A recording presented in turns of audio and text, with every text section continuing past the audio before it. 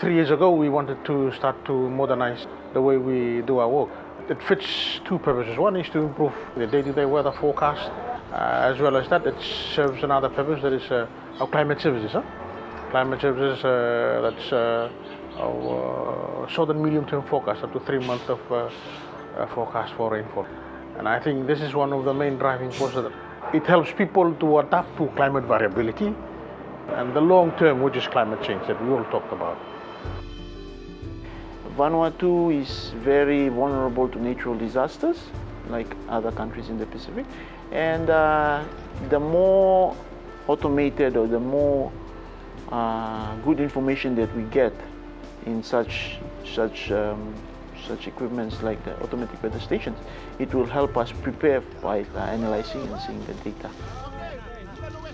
So part of this project is the installation of fully automatic weather stations, which scatter from the southern part of Vanuatu to some of the northern islands. Our aim is to enable the local technicians here to train and operate these stations right from the implementation to setting out the stations right through to data ingestion and the neon telemetry system. So that's what those goodies are.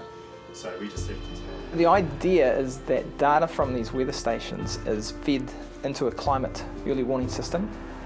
This will help us understand climate-related risks, such as heavy rainfall that is likely to occur in approaching weather events.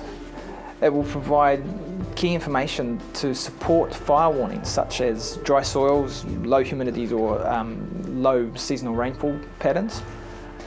The system also looks at how river catchments respond to extreme rainfall events, and this will help with real-time flood prediction.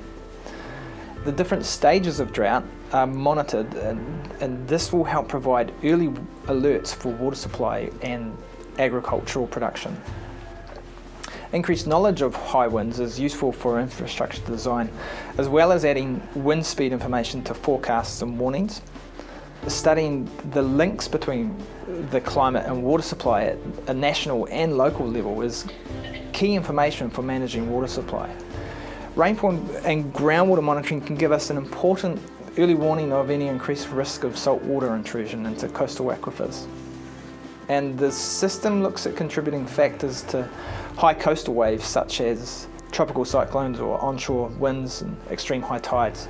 The main divisions that will benefit more from the system is the Department of Fisheries, so we will provide like sea temperature and rainfall data to them, and the Agriculture Department, so it's more about soil, temperature, wind sometimes, but basically climate data to them. The tourism industry, also the Department of Health, just to see the trend in rainfall versus vector-borne diseases.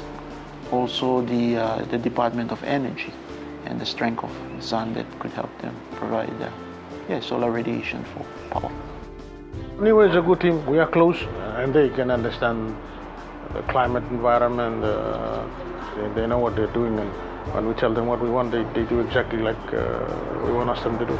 Niwa is experienced throughout the Pacific. When you are on site and when everything is there, they will get the work done.